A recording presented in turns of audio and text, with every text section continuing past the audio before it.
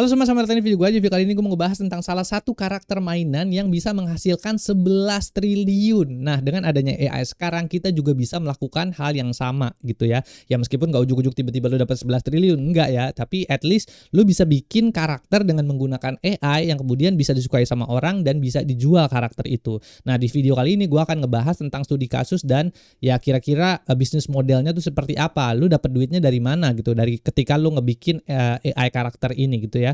So daripada banyak cincong, yuk langsung aja masuk ke dalam videonya. Ya, di sini seperti biasa gue udah siapin materinya di sini. Nah, karakter yang gue maksud adalah karakter Labubu gitu ya. Buat yang belum tahu nanti gue jelasin ya satu-satu. Oke, so di sini ada penjelasannya ya. Di sini ada resource-nya juga. Jadi, Labubu menghasilkan laba hingga 10,91 triliun gitu ya. Jadi Labubu itu apaan sih? Labubu tuh boneka yang bentuknya kayak gini nih, yang kayak gigi-gigian gitu, terus ada ininya, ada kupingnya segala macem ya kayak gitu ya. Dan menyumbang ini ya, triliun pada semester pertama dan menyumbang 34,7% dari total pendapatan PopMart pada tahun 2025 ini. Nanti PopMart gue juga jelasin seterusnya. Tapi intinya adalah karakter ini bisa menghasilkan penghasilan sekitar 10,91 triliun gitu ya. Oke, so ini efeknya ya. Oke, terus habis itu kita lanjut lagi ke penjelasan di sini. Jadi Labubu yang buat yang belum tahu, Labubu adalah karakter boneka koleksi yang diciptakan oleh ilustrator asal Hong Kong, Ka-Sing Lung gitu ya. Nih namanya Ka-Sing Lung ini orang Hong Kong yang kemudian bikin karakter boneka atau mainan namanya Labubu. Kayak gini bentuk mainannya ya. Nanti gua kasih lihat gambarnya lebih detail di bawah ya. Nah, itu dan diproduksi serta dipasarkan oleh perusahaan mainan asal Tiongkok juga yang namanya adalah PopMart ya. Karakter ini pertama diperkenalkan pada tahun 2015 sebagai bagian dari seri buku bergambar The Monster yang terinspirasi oleh dongeng Nordik dan mitologi Eropa kuno. Namun popularitas Labubu melonjak secara signifikan setelah tahun 2019 ketika PopMart mulai memproduksi dan mendistribusikannya dalam bentuk mainan koleksi edisi terbatas gitu ya. Jadi karakter ini kemudian bisa melonjak gitu pas lagi tahun 2019 gitu ya. Tadi awalnya mungkin penjualannya kayak biasa segala macam, tapi pas masuk ke 2019 langsung melonjak cus gitu. Bisa hingga saat ini tercatat bahwa labanya itu sekitar 10,91 triliun. Gila, gede banget gitu kan, cuman buat mainan model kayak begini doang gitu ya. Nah, habis itu berikutnya di sini ada penjelasan berikutnya juga, ada desain dan karakteristik yang unik gitu ya. Nah, ini desainnya ini kan agak kepotong ya. Jadi gambarnya kurang lebih Labubu tuh kayak begini. Kalau lu tanya anak-anak atau lu tanya mbak-mbak yang pencinta Korea nih pasti tahu deh ya karakter Labubu tuh kayak gini ya. Nah, kayak gini. Terus habis itu juga di sini gua kasih peta jalannya. Jadi selain Labubu itu di PopMart kan yang jual nih PopMart nih, itu juga ada beberapa boneka-boneka lainnya. Jadi ada Zimomo, ada Tikoko, Foss, Makoko, Pato, Yaya, Pipo, Spooky, sama yang ini juga ada Labubu. Jadi ini sibling ya, pokoknya peta keluarganya lah, peta keluarga mainan ini gitu kan. Ya ini. Nah, habis itu di sini juga penjelasannya Labubu digambar sebagai makhluk kecil berbulu dengan telinga panjang dan runcing, mata besar serta senyum lebar yang memperlihatkan 9 gigi tajam. Meskipun tampilannya sedikit menyeramkan, Labubu dikenal sebagai karakter yang ceria dan baik hati. Selain Labubu terdapat juga karakter lain dari The Monster. Yang tadi gue jelasin ini kan seriesnya The Monster itu ada banyak nih gitu kan yang bisa dilihat ya, Spooky, Pipo dan Tiko dan seterusnya nih, Pato, Yaya, bodo amat lah itu ya, bisa baca sendiri sini. Nah, habis itu pasangan Labubu yang berperan seperti tengkorak dan Zimomo ya, seperti tengkorak dan pemimpin dari monster dan ekor berduri kayak gitu ya. Jadi ini sebuah ya cerita-cerita lah dari suatu karakter ya family tree-nya tuh kayak gimana sih kayak gini ya. Habis itu berikutnya di sini kita masuk ke dalam model bisnis dan fenomena koleksi ya. Jadi ini tampilan PopMart di sini ya. Jadi si Labubu ini dijual di PopMart. Ini salah satu store-nya atau toko penjualan alat-alat penjualan mainan-mainan yang ada di Tiongkok gitu ya, atau di Hong Kong gitu.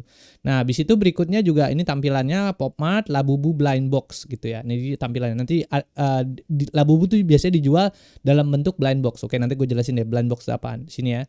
Jadi kurang lebih ini tampilannya kayak gini. Ini PopMart, ini blind box gitu ya. Nah, di sini PopMart memasarkan Labubu melalui konsep blind box, yaitu kemasan tertutup yang memungkinkan pembeli untuk mendapatkan figur secara acak. Jadi kalau misalnya lu mau koleksi gitu kan, Labubu secara lengkap dari seri 1 sampai seri 10 misalnya gitu kan. Nah, dengan adanya blind box ini lu nggak bisa serta-merta beli seri 1, seri 2 kayak gitu, nggak bisa. Lu harus beli blind box. Kadang lu dapet seri 1, seri 2, tiba-tiba mau dapat seri 3 yang nggak dapat, malah seri 1 lagi kayak gitulah. Jadi itu blind box. Jadi lu beli sesuatu yang lu nggak tahu itu apaan isinya. Itu konsepnya dari PopMart. Nah, habis itu yaitu kemasan tertentu yang memungkinkan pembeli untuk mendapatkan fitur secara acak. Konsep ini menambahkan elemen kejutan dan koleksi yang semakin meningkatkan daya tarik bagi para penggemar dan kolektor. Seiring waktu, PopMart merilis berbagai seri edisi terbatas dan kolaborasi dengan merek terutama seperti Coca-Cola, One Piece, serta edisi eksklusif di museum-museum terkenal seperti Louvre di Paris gitu ya. Nah, ini. Jadi ini konsepnya yang dijual di PopMart itu yang bisa juga nge-push penjualan si Labubu ini, yaitu dengan konsep blind box ini gitu. Nah, habis itu berikutnya selain di PopMart juga sebenarnya ada orang-orang ya kalau di Tiongkok segala macem gitu yang jual boneka-boneka Labubu, tapi ini nggak asli ya. Yang aslinya tuh yang benar-benar punya IP atau hak ciptanya tuh si PopMart gitu ya. Nah, cuman ini kalau misalnya mau beli juga ya bisa juga di sini ada yang jualin gitu ya. Di toko kelontong, toko kaki limanya gitu ya. Nah, habis itu selain dari popularitas si Labubu ini, selain dari penjualan yang dilakukan melalui PopMart dan juga konsep kreatif yang dengan menggunakan blind box, itu juga didukung sama si popularitas global. Ya, jadi sini ada penjelasannya. Popularitas Labubu semakin mendunia setelah anggota K-pop Blackpink Lisa mengunggah foto dirinya dengan gantungan kunci Labubu di tasnya pada April 2024. Unggahan ini memicu tren global dengan selebritas internasional seperti Rihanna, Dua Lipa, dan David Beckham turut memamerkan koleksi Labubu mereka. Fenomena ini juga tercermin dalam kinerja keuangan PopMart yang melaporkan peningkatan pendapatan sebesar 234% dari 2024 ke 2025 dengan kontribusi signifikan dari seri The Monster gitu ya. Jadi selain juga dari yang tadi gue bilang ya, konsep-konsep tadi itu popularitas global, itu juga popularitas Labubu ini nggak sengaja juga kedongkrak gitu ketika si Blackpink Lisa ini ngasih lihat, gue punya mainan nih lucu namanya Labubu segala macam. Akhirnya si fans-fansnya Lisa akhirnya beli semua gitu kan Labubu ini gitu. Nah, habis itu ada juga koleksi dan harganya di sini. Biasanya yaitu Labubu tersedia dalam berbagai ukuran dan edisi, mulai dari gantungan kunci seharga $20 gitu kan, gantungan kunci biasa gitu kan $20, hingga fitur sebesar $114,99. Itu yang fitur ini ya, figur yang agak besar gitu. Nah, salah satu di edisi langka yaitu figur Labubu berukuran manusia setinggi nih ya, ukuran manusia ini setinggi 131 cm terjual dengan harga lebih $150.000 atau 1,5 miliar bro. Anjir, gila kan. Ini mainan ini terjual harganya 1,5 M dalam lelang Beijing pada Juni 2025. Ini ada resource-nya di Reuters gitu ya. Ini mainannya gila nih penjualannya kayak gini. Nah, sebenarnya kalau kita ngomongin karakter ini kan kelihatan ya potensinya luar biasa gede banget gitu kan. Sini bisa dijual $150.000 kan, 1,5 M gitu kan, bisa dijual segini 220.000 dan berapa nih 1 juta lebih segala macam untuk koleksi si Labubu yang juga yang hakinya, yang IP-nya bener gitu, yang originalnya tuh harganya segitu. Jadi luar biasa gede kalau kita bisa jual. Nah, kalau kita ngomongin AI, sebenarnya itu di video sebelumnya udah gua bahas gitu. Kalau lu mau bikin gantungan kunci dari karakter lu sendiri, itu udah gua ada video gua sebelumnya gitu kan. Lu mau bikin art toys-nya yang bikin karakter kayak Labubu ini pakai AI bisa juga, udah gua kasih tahu video di video gua sebelumnya. Cari aja art toys. Tadi ya gantungan kunci udah, art toys udah gitu kan. Nah, ini untuk bikin karakternya namanya art toys. Kalau lu mau bikin merchandise lainnya misalnya kayak baju, udah ada juga videonya yang dedicated buat baju. Ada juga video yang bikin tumbler, ada juga videonya itu pakai AI semua, gua kasih di video gua sebelumnya gitu kan. Nah, terus abis itu juga ada satu koleksi lengkapnya yaitu merchandise AI yang gua kasih tahu juga di video sebelumnya gitu kan, biar gua nggak ngulang nih. Nah, jadi nonton video gua sebelumnya. Nah, itu semua totally generated sama AI gitu. Jadi kalau lu pengen punya penghasilan segini, ya lu starting aja bikin cerita-cerita semuanya totally generated pakai AI. Nanti lu lihat cerita mana yang pas, cerita mana yang masuk. Abis itu nanti lu jual gitu kan merchandise-nya, entah itu art toys-nya, lu gantungan kuncinya, bodo amat lah, terserah lah. Nanti dari situ lu bisa dapat duit gitu ya. Itu. Jadi korelasinya antara mainan Labubu ini dengan lu bisa dapat penghasilan gitu ya. Nah, kalau kita ngelihat case-nya ini kan boneka Labubu kan ya cuman gitu doang, boneka kayak gini doang gitu kan. Tapi sebenarnya kalau kita ngelihat ya culture atau budaya Indonesia, lu bingung nih, gua ide dari mana sih? Gua nggak tahu nih, gua mau mesti bikin karakter apaan. Bro, Indonesia itu surganya karakter coy, surganya cerita. Lu dari Sabang sampai Merauke itu lu semuanya punya cerita anjir, semuanya punya karakter. Di Jawa dia ada punya wayang, di Sumatera dia punya ada macam-macam deh gitu kan. Gua nggak hafal ya mainan-mainan atau cerita-cerita rakyatnya gitu kan, banyak banget gitu kan. Nah, itu bisa lu jadikan sebagai koleksi mainan koleksi gitu kan, untuk bisa dijual kembali gitu. Nah, jadi lu cari aja lah budaya lu dari mana gitu kan, lu dari Jawa, lu di Jakarta ada ondel-ondel, lu bikin aja versi ondel-ondel mainan gitu kan, terus lu jual lagi gitu kan. Nah kayak gitu lu bikin cerita ondel-ondel yang banyak, nanti kalau orang udah nonton banyak, terus lu ya udah lu jualin aja merchandise ondel-ondel gitu kan. Jadi lu tinggal contoh aja budaya yang ada di Indonesia nih apaan, cepret lu ganti, lu masukin ke AI, cepret, lu jual kan merchandise-nya. Segampang itu kan. Ngedapetin dari sisi bisnisnya caranya cuma segampang itu doang gitu ya. Nah ini ya, jadi potensi bisnis untuk karakter Indonesia tuh sangat luar biasa, yang lu tinggal pilih aja lu mau masuk spesifik ke yang mana. Di sini ada penjelasannya lagi, membangun karakter yang terpisah oleh budaya Indonesia dapat merupakan potensi bisnis yang sangat besar bagi seniman Indonesia atau AI karakter developer Indonesia itu tadi. Indonesia memiliki kekayaan budaya yang sangat beragam, mulai dari seni tradisional, cerita rakyat, hingga simbol-simbol khas daerah tertentu. Itu bener-bener gokil. Indonesia tuh banyak banget gitu kan, tinggal lu pilih aja lu mau yang mana gitu kan. Nah ini ya, gue kasih lihat nih seni-seninya gitu kan. Ada seni tradisional, seni rupa, cerita rakyat, Trolo Jonggrang misalnya. Ada simbol daerah, si Pitung. Kalau Jakarta gitu kan, gue gak tahu si Pitung dari mana ya. Terus habis itu motif dan kain tradisional, batik. Tari tradisional ada dari kecak atau tari saman, mitologi lokal, misalnya burung Garuda, segala macam. Itu semua lu bisa rap masukin ke dalam AI untuk bisa dijadikan sebuah cerita dan dijual ceritanya, lu jual merchandise-nya dalam bentuk art toys ini. Nggak cuman bikin yang series apa nih The Monster, dapatnya apa? Gue juga bingung gitu kan. Tapi kalau misalnya lu jualin budaya Indonesia sebagai mainan yang lu desain pakai AI, itu akan potensinya luar biasa gitu kan. Nah by the way, di video sebelumnya juga ini kan, biar gue nggak ngulang lagi, gue males ngulang-ngulang terus gitu kan. Di video gue sebelumnya juga itu gue udah ngebahas tentang Google Storybook, di mana lu bisa bikin cerita rakyat pakai AI. Jadi kalau lu bingung lagi ya kan, lu pertama di sini semuanya resource-nya udah gua kasih kan. Apapun itu, entah itu lu mau bikin merchandise apapun udah gua kasih. Nah, sekarang karakternya lu tinggal cari di internet. Ketiga, lu mau bikin ceritanya dari sini-sini, lu mau bikin variasi ceritanya lu masih bingung, nonton video gue soal Google Storyboard. Di situ udah lengkap coy, asli udah lengkap parah. Lu bisa bikin cerita apapun, lu masukin ke AI, semua beres. Dari mulai sisi gambarnya, ilustrasinya, dari sisi dubbingnya atau narasinya, semuanya udah dibikin sama AI. Lu tinggal upload doang ke internet, beres.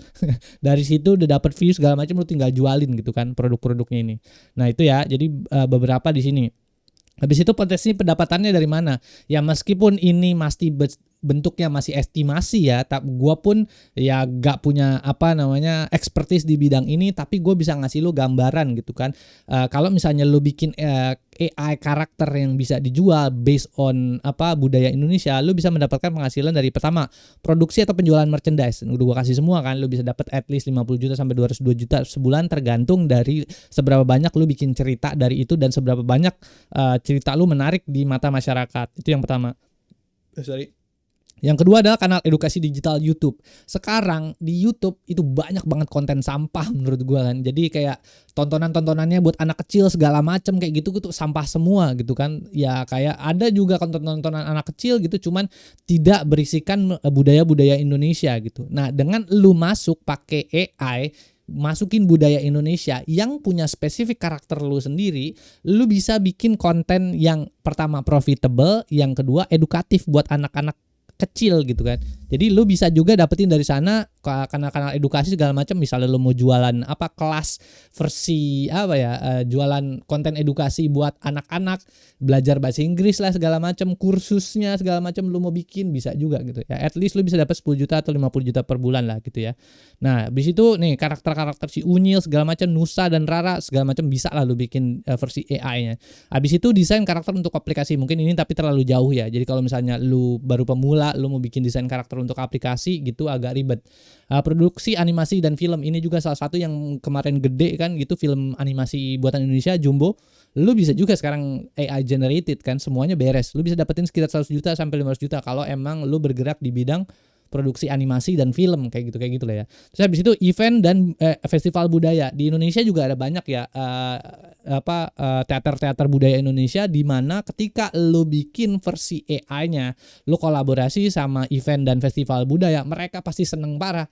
Kenapa kayak gitu? Karena mungkin mereka kapasitasnya untuk bisa memahami AI kan terbatas. Tapi kalau lu paham, terus lu jual budayanya ke Indonesia, ke teater-teater ini, pertama teater-teaternya pasti seneng karena budaya Indonesia bisa diiniin, dan di situ ada nilai value buat lu kan. Lu bisa profit lagi dari sana kan. At least lu bisa dapat 50 juta atau 200 juta. Misalnya lu mau special show AI apa gitu kan, lu bisa bikin sendiri dan masukin ke dalam teater budaya di sana gitu ya. Nah, ini kurang lebih yang bisa lo dapetin ketika lu mulai mengeksplorasi kebudayaan-kebudayaan Indonesia dan lu bungkus semuanya dengan buatan-buatan AI gitu kan. Jadi ini luar biasa banget potensinya. Jadi ya gitu lah ya. Mungkin segitu aja sih yang bisa gue sampaikan. Di sini ada beberapa juga sumber-sumbernya, nanti gue taruh di bawah. Dan ini tentang mengenai Labubu juga yang bisa dijadikan sebagai resource kita untuk belajar dan membuat kembali gitu kan karakter-karakter versi Indonesianya gitu kan. Jadi jangan cuman Labubu doang, apalah karakter-karakter dari luar negeri mulu gitu kan keren ya. Kalau ada kayak apa nih tadi gue bilang kan, kayak ada karakter Roro Jonggrang yang versi mainan gitu kan, special edition, misalnya dia Roro Jonggrangnya pakai robot lah apa segala macam, lu kan bisa semua kan. Udah gue kasih lihat videonya di video gue sebelumnya juga gimana cara bikin variasi-variasi mainan segala macam ya, lu tonton aja lah di sana kan. Jadi lengkap banget di situ. Nah, terus abis itu ya paling segini aja sih materinya teman. Ini gua promosi dikit ya. Jadi ini adalah salah satu ini kursus gua ya yang gua masuk. Ini materi ini masuk ke dalam salah satu kursus gua yang gua kasih nama adalah kreasi AI, di mana di dalam kreasi AI ini itu gua isiin 3.600 contoh gambar. Jadi kalau lu bingung lagi, Bang, gua mau bikin gambarnya ala-ala gaya seninya tuh kayak gimana ya, nggak ngerti, lu beli deh kursus gua. Di sini ada 3.600 gambar contoh, ada 300 art style atau gaya seni yang lu bisa aneh-anehin. Misalnya tadi Roro Jonggrangnya, lu mau bikin apa segala macam, itu ada 300 art style yang lu bisa download dan lu pakai gitu. Jadi udah lengkap banget. Promnya bingung, Bang, kalau misalnya mau bikin cerita segala macam, cara marketingnya gimana? Ini ada sekitar 7.500 prom di sini. Jadi luar biasa lengkap. Ya lu belilah di bawah lah ya. Itu di situ lengkap. Kalau gua jelasin semua ini satu-satu bebusa mulut gua anjir. Jadi ya udahlah, mungkin lu cek aja sendiri di sana. Terus habis itu di situ udah lengkap semua segala macam, ya nanti tinggal belilah. Promosi dikit, geng. Ya kurang lebih gitulah ya. Apa yang bisa gue sampaikan di materi ini ya, ini harapannya adalah dari video ini gue juga bisa membuka lagi kan ide-ide baru buat teman-teman, supaya juga gue berusaha untuk coba naikin gitu kan, supaya budaya-budaya kita yang ada di Indonesia itu punya economic value. Jadi economic value-nya ini bisa dienkapsulasi ke dalam bentuk-bentuk ya tadi mainan segala macam kayak gitu. Kalau di Jepang ada yang namanya Japanese pop culture. Kalau di Korea juga ada Korean pop culture gitu kan. Kalau Jepang dia lebih spesifik ke anime segala macam. Kalau di Korea dia lebih spesifik ke dance segala macam kayak begitu-begitu. Lah Indonesia punya apa? Ya gitu kan, Indonesian pop culture gue belum lihat sih ada satu yang bener-bener gede banget gitu kan, belum gitu kan. Tapi sebenarnya kita punya banyak banget potensi. Nah, tinggal kita aja nih gitu kan, ngolah dan nguliknya aja sehingga karakter apa yang budaya kita itu bisa jadi lebih diterima di masyarakat luar. Dan dengan bantuan AI itu semua bisa terjadi. Oke, daripada gue melebar, ya itulah kurang lebih ya. Mudah-mudahan video ini bermanfaat. Jangan lupa bantu share, like dan komen. Sudah website gue juga agungsudoro.com, mau ngobrol-ngobrol di sana ya. Thanks semua yang nonton. Oke, bye.